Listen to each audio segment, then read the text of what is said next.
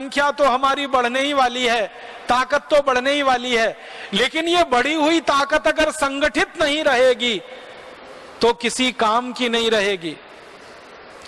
मैंने कहा ना 22 करोड़ भारतवासी थे और 52,000 अंग्रेज थे।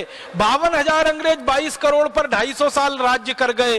वो एक ही कारण से कि हम बटे हुए थे, विभाजित थे, हमारा संगठन नहीं था, आपस में संवाद नहीं था, एकता नहीं थी, इसलिए वो हमारे ऊपर राज कर गए।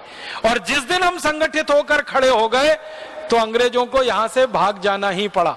एक अच्छी घटना भी मुझे आपको सुनानी है कि अंग्रेजों के खिलाफ जब हमारे राजा एक दूसरे के अलग अलग थे तो अंग्रेजों के खिलाफ संगठन भी बना इस देश में, और वो संगठन बनाने का काम 1857 में हुआ नाना साहब पेशवा की अगुवाई में।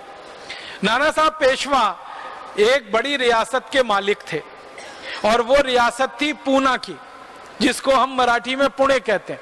पुणे की रियासत पेशवाओं की रियासत थी और नाना साहब पेशवा के पिता उसके मालिक थे। अंग्रेजों ने उनके साथ चालाकी और गद्दारी की थी और उनको उनकी रियासत से बेदखल कर दिया था और नाना साहब पेशवा को अंग्रेजों के कारण पूना छोड़कर बिठूर नाम के एक छोटे से स्थान में रहना पड़ा था। बिठूर कानपुर के पास एक छोटा सा गांव है। नाना साहब पेशवा वहां के रहने लगे थे। रात दिन उनके दिल में एक ही कसक थी कि मेरा राज्य अंग्रेजों ने छीन लिया है, ऐसे ही भारत के सभी राज्यों को अंग्रेजों ने छीन लिया है। तो नाना साहब पेशवा ने सब राज्यों को संगठित करना शुरू किया और एक राज्य से दूसरा, दूसरे से तीसरा, तीसरे से चौथा, हर राजा के पास जाकर संगठन बनाना शुरू किया। धीरे धीरे संगठन बहुत बड़ा होने लगा और उस संगठन की तरफ से यह तय हो गया कि एक साथ अंग्रेजों के खिलाफ लड़ेंगे और अंग्रेजों को मार के भगा देंगे इस देश में से, क्योंकि उनकी ताकत बड़ी नहीं है अगर हम संगठित हो जाएं तो। यह नाना साहब पेशवा को समझ में आ गया। उन्होंने संगठन खड़ा कर लिया, ताकत इकट्ठी हो गई। अब उस संगठन की तरफ से एक ऐलान किया गया, वो ये कि एक साथ पूरे भारत की 565 रियासतों में अंग्रेजों के खिलाफ बगावत होगी और वो बगावत का दिन तय किया गया, वो था 31 मई 1857। और नाना साहब पेशवा ये संगठन बनाने का काम कर रहे थे 1853 से।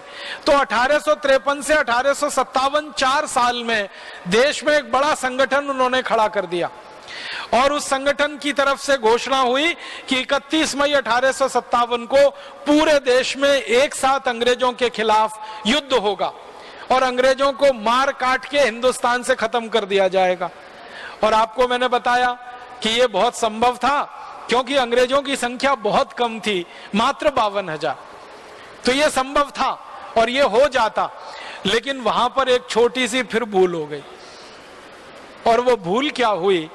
हमारे देश में एक बहुत क्रांतिकारी, तेजस्वी, उत्साही क्रांतिवीर नौजवान थे, उनका नाम था मंगल पांडे। वो अंग्रेजों की सेना में नौकरी करते थे। बैरकपुर नाम के स्थान पर उनकी पोस्टिंग थी। तो उनको एक दिन किसी ने यह बता दिया कि सेना में जो कारतूस इस्तेमाल किए जाते हैं उन कारतूसों को चलाने के लिए मुंह से खोलना पड़ता है और उसमें गाय की चर्बी लगी होती है। ये मंगल पांडे को किसी ने बताया। मंगल पांडे को विश्वास नहीं हुआ तो उन्होंने कहा कि मैं मेरी आंखों से देखना चाहता हूं। तो जिस व्यक्ति ने उनको ये जानकारी दी उसने ले जाकर दिखा दिया कि चर्बी वाले कारतूस कैसे तैयार होते हैं। तो मंगल पांडे का गुस्सा आसमान फाड़ गया। वो ज्यादा कट्टर भारतीय थे, गाय के प्रेमी थे, गोरक्षा के मानने वाले थे, उनके परिवार के लोग भी गोरक्षा को मानने वाले थे। उनको जब पता चला कि गाय की चर्बी के कारतूस बनते हैं, इसका माने गाय का कत्ल किया जाता है, फिर उसकी चर्बी से कारतूस बनाए जाते हैं और वो हमको मुंह से खोलने पड़ते हैं, तो हमारा तो धर्म भ्रष्ट हो रहा है। तो उन्होंने तय कर लिया कि इन अंग्रेजों को सबक सिखाना। तो वो भी नाना साहब पेशवा के संगठन में शामिल हुए और नाना साहब पेशवा ने तारीख तय की थी कि 31 मई को एक साथ पूरे देश में विद्रोह होगा। लेकिन मंगल पांडे ने वो 31 मई का इंतजार नहीं किया।